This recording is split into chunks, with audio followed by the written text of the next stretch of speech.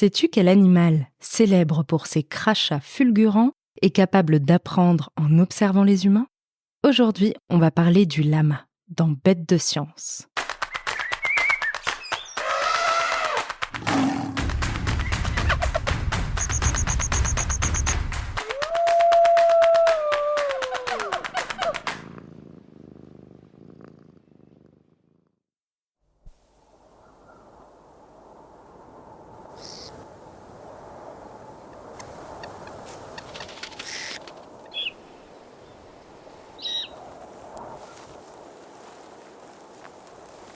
On a la sensation d'être sur le toit du monde.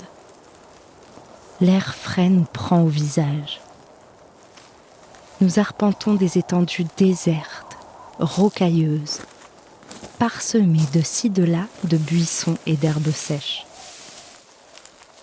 Ce paysage inhospitalier, mais grandiose, est celui de l'altiplano andin. Altiplano qui signifie haut plateau en espagnol.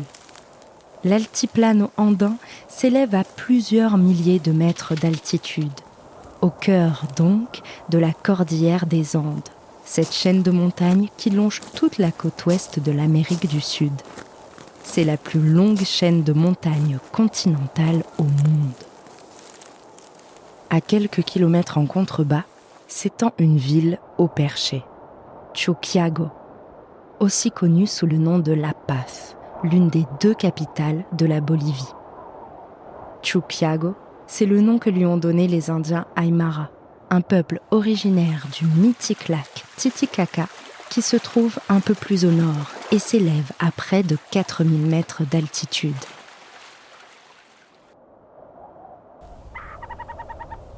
Sur ces hauteurs, aux conditions difficiles, vit un animal étonnant et essentiel aux humains de la région, le lama.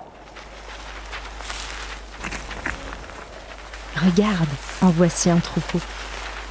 Tout ce beau petit monde avance lentement en mangeant les herbes et arbustes qui poussent ici. Le lama, de son nom scientifique Lama glama, a été domestiqué à partir du guanaco, le lama sauvage, il y a environ 4000 ans. Depuis, les humains l'utilisent pour sa laine ou encore pour lui faire porter leurs affaires lors de longues marches en montagne. Mais inutile d'essayer de sauter sur son dos, le lama ne peut porter que quelques dizaines de kilos. Sa silhouette rigolote se dresse à environ 1,20 m de haut. Ses 4 pattes agiles soutiennent un corps rondouillé, terminé par une petite queue touffue et recouvert d'une fourrure laineuse, aux couleurs claires, brunes ou rousses.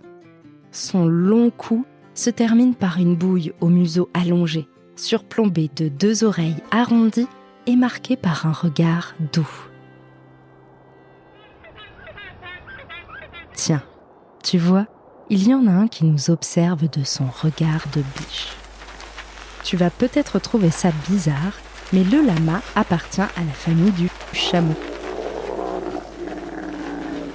Et non, pas de bosse sur son dos.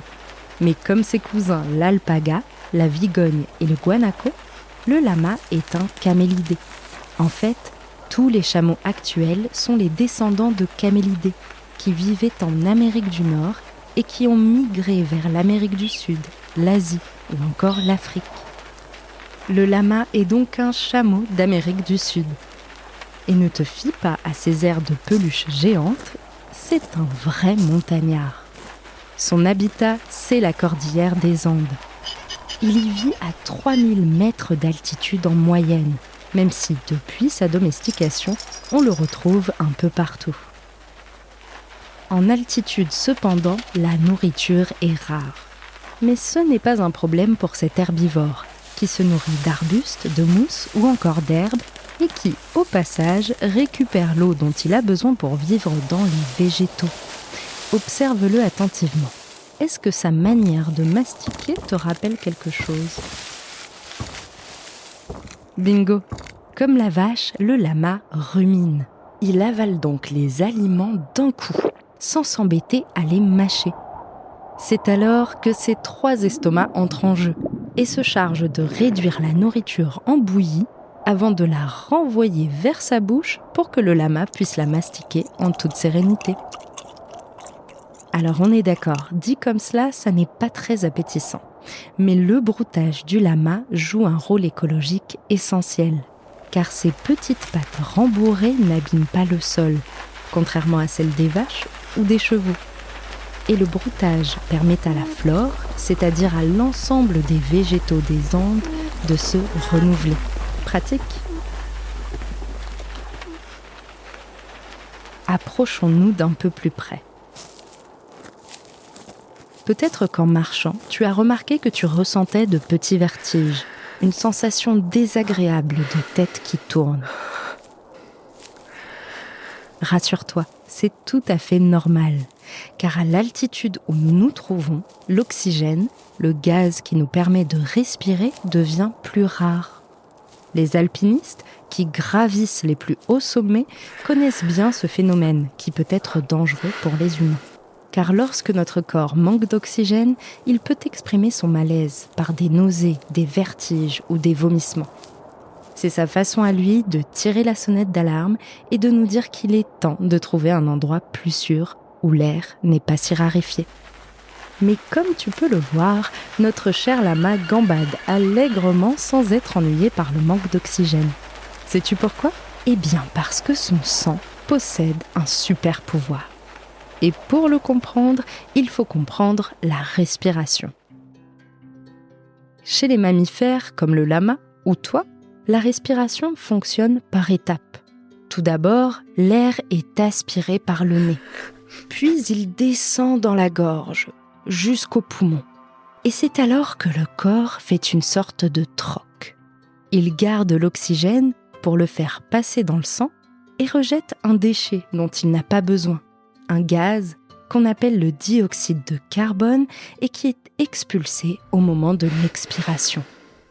Le sang, chargé d'oxygène, est alors redirigé vers le cœur, qui va le distribuer à l'ensemble du corps pour oxygéner le cerveau, les muscles et ainsi nous maintenir en vie.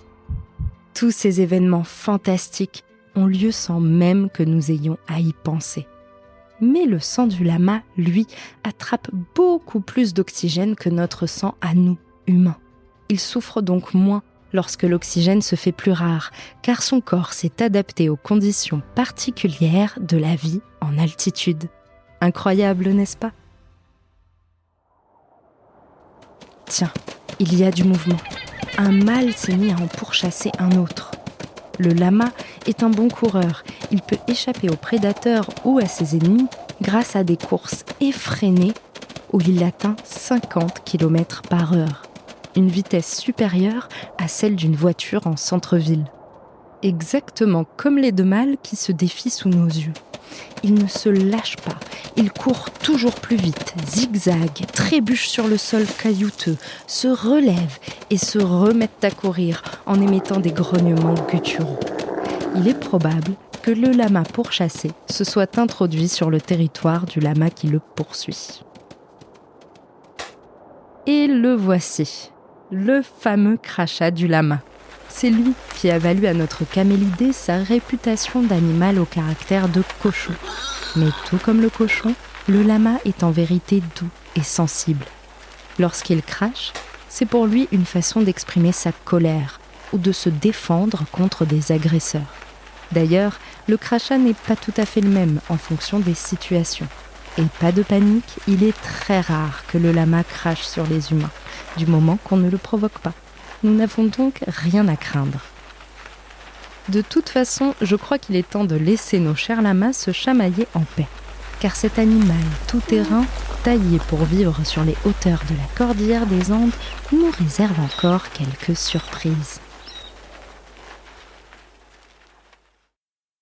Le lama a de nombreuses aptitudes. Certains sont même gardiens de troupeaux. Oui, à la façon d'un chien de berger, le lama protège les troupeaux de chèvres, de vaches ou encore de moutons contre les coyotes ou les renards qui pourraient les attaquer.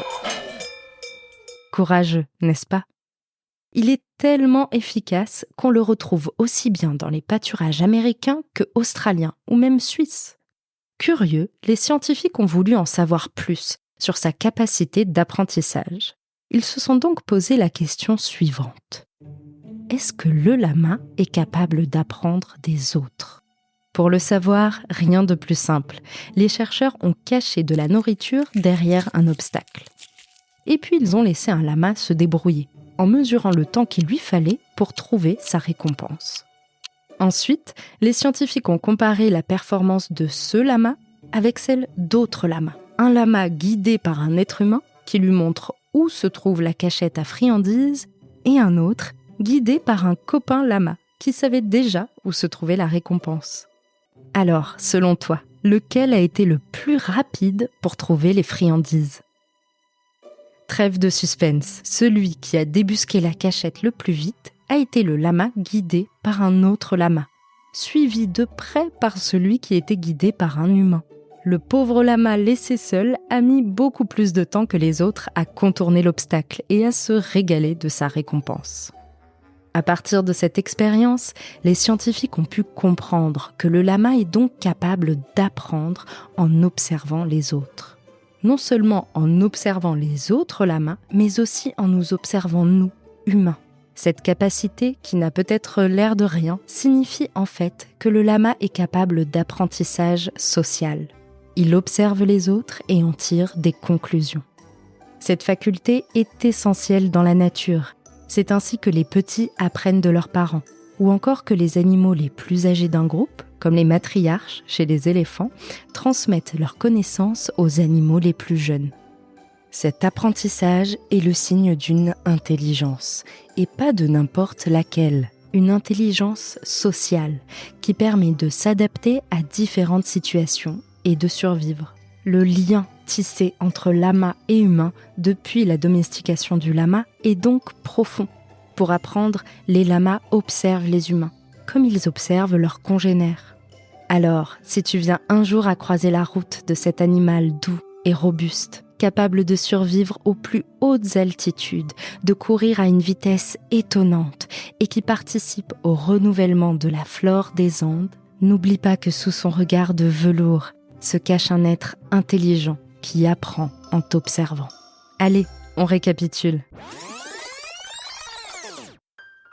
Le lama est un animal domestique, cousin de l'alpaga et appartenant à la famille des camélidés. Ce montagnard aguerri est adapté aux altitudes où l'oxygène se fait rare et se nourrit d'arbustes, de mousses et de végétaux qui lui confèrent les apports nécessaires en eau. Connu pour sa manie à cracher sur qui l'embête, le lama est un animal précieux au peuple andin, capable d'une extraordinaire endurance en montagne et même de garder les troupeaux tel un bon chien de berger. Doux et curieux, le lama est doté d'une intelligence sociale. Il observe ses congénères et les humains pour apprendre. Alors, pas si bête le lama. Merci d'avoir suivi cet épisode de Bêtes de Science et merci aux élèves de l'école Victor Hugo de Perpignan qui nous ont adressé ce message.